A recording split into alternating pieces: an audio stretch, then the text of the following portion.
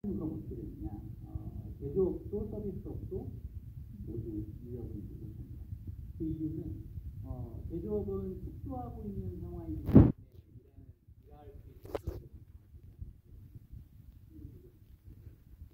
근데 서비스업은 확장되고 있는데 사람들이 많이 가려고 하죠. 그런데 늘어나는 그 속도를 따라가지 못합니다.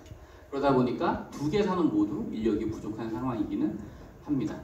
그래서 이 두 산업을 잠깐 들여다보면 그럼에도 불구하고 제조업 같은 경우에 이제 인천에서 일부 대기업들이 이제 많은 투자를 한 분야가 있어요. 화학, 바이오, 그다음에 석유 이런 쪽으로 많이 투자하는 그런 파트. 대규모 기관이나 시설 장비가 들어가는 그런 제조업에서는 그래도 부가가치를 유지하고 있는데 그렇지 않은 기계금속 가공, 그다음에 뭐 절사, 표면 처리 이런 쪽에서는 계속해서 이제 부가가치가 줄어가고 있는 그런 상황입니다. 그렇다고 이쪽 산업을 무시할 수는 없고 외면할 수는 없고 계속 함께 가야 되는 분야이긴 합니다. 서비스업도 우리가 그냥 서비스업 그러면 음식점, 그 다음에 뭐 여행업, 숙박업 이런 거 생각하실 텐데 그런 서비스업은 부가가치가 늘지 않았어요. 그냥 유지되고 있는 상황입니다.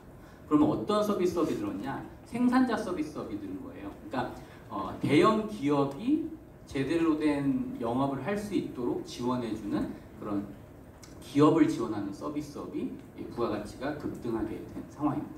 상황은 그렇고 그리고 인력들도 계속 다 부족한 상황이다.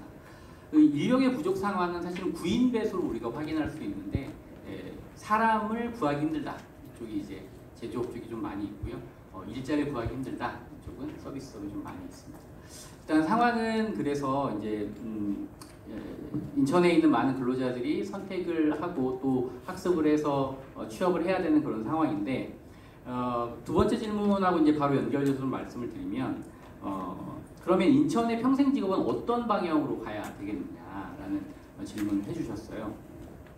한 세 가지 정도 제가 좀 생각을 하게 됐습니다. 하나는 사실은 인천의 평생 교육이 한 번에 아까 발제하실 때 나왔던 여러 가지 과제들을 한 번에 다 성공시키기는 저는 어렵다고 봅니다. 그래서 좀 중장기적인 계획을 가지고 하나하나 정확한 그 타이밍에 연도별로 이제 포커스를 맞춰서 그걸 해결할 수 있는 주제를 좀 잡았으면 좋겠습니다.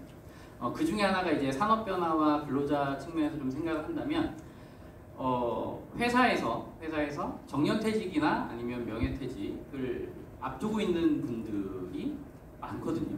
상당히 많습니다. 50% 가까이, 한 30, 40% 정도 가까이 되는데 그분들이 노동시장에 취업을 위한 노동시장에 쏟아지지 않도록 지원할 수 있는 평생교육이 필요하다라는 거예요.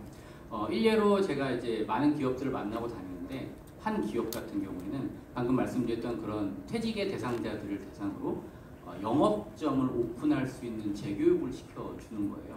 그러면 근로자였다가 생산지 근로자였다가 영업점 사장님이 되는 겁니다. 그런 식으로 해서 취업을 위한 노동시장을 거치지 않도록 바로 창업할 수 있도록 회사에서 지원해 주는 거죠. 그런 시스템이 일부 기업에서 운영되고 있는 형태입니다.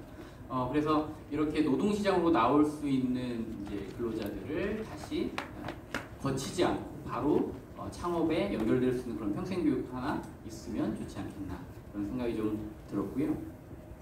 그 다음에 두 번째는 저희 인천 상공회의소에서도 저희 인천에 있는 외국인 그리고 다문화 이분들에 대해서 관심이 많습니다. 제가 5월인가 디아스포라 연구회에도 한번 저희 상공회의소 부회장님과 가서 만나보긴 했는데 문제점이 있었어요. 아까 제가 서두에 말씀드렸는데 고용노동부 사업에 이 취약계층에 있는 구직 희망자들이 제도권 안으로 들어오기가 되게 힘듭니다. 비자 수준도 있고요. 그 다음에 한글이 어려운 부분도 있고 그리고 고용노동부 사업 같은 경우는 이제 이분들이 다 한국에서 일을 한다고 하면 기본적으로 일자리가 정해졌다라고 생각을 해요. 그렇기 때문에 구직자들에 대한 지원은 그렇게 많지 않습니다. 그러다 보니까 사실 인천에서 기업에 사는 사람이 없는 상황이기 때문에 그리고 또 외국인이나 일자리 취약계층 다문화 이쪽에 있는 구직자들은 또 일을 구하고 싶어 하지 않습니까? 그래서 이들에게 진짜 필요한 평생교육을 제공할 수 있었으면 좋겠다라는 생각을 좀 해봤습니다. 자, 그럼 이렇게 얘기를 두 가지를 드렸는데 마지막 하나는 뭐냐면 그러면 그들을 어떻게 기업하고 연결시킬 거냐? 사실은 기업에서 외국인이나 다문화 근로자들을 이렇게 많이 선호하지는 않거든요. 물론 있으면 지원도 받을 수 있고 여러 가지 장점도 있지만 그러면 우리가 지역에서 할 수 있는 건 우리 지역에 사회적 기업과 연결하는 방법도 있을 수 있겠다. 그래서 취약계층과 사회적 기업을 연결하는 평생교육 시스템을 한번 구축해보는 것도 좋지 않겠나 이런 생각을 한번 해봤습니다. 네, 이상으로 들어가겠습니다. 네, 감사합니다. 네, 저희가 준비했던 질문들의 답변을 너무 잘 해주셔서 일단 패널 토의의 한 80%를 지나간 것 같습니다. 네, 지금 양지훈 박사님께서도 이주민 관련된 이야기를 좀 써주셨는데 혹시 덧붙여서 하신 말씀 조금 있으면 간단하게 좀 첨언 부탁드리겠습니다. 제가 사실 고령층 평생교육 소외계층이 누가 있을지에 대해서 질문을 하나 더 받았는데요. 앞에 이야기를 너무 길게 하다 보니까 뒤에 얘기를 못 드렸는데 간단하게 말씀드리면 저희가 흔히 생각하는 빈곤노인, 장애노인도 물론 교육 취약계층이긴 한데요. 가장 최근에 저희가 관심을 가지고 보고 있는 것 중에 하나가 이주노인입니다.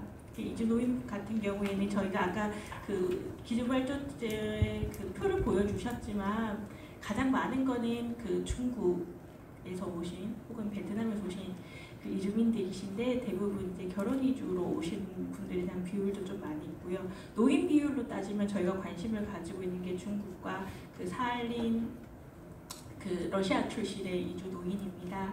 이분들 같은 경우에는 지금 그 연수구 한방마을 아실지 모르겠는데 거기가 이제 이주민들이 많이 계시는데요.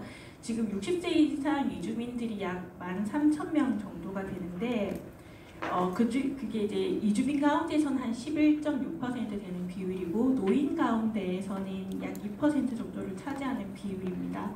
그 치매 노인보다 훨씬 더 많은 비율이거든요.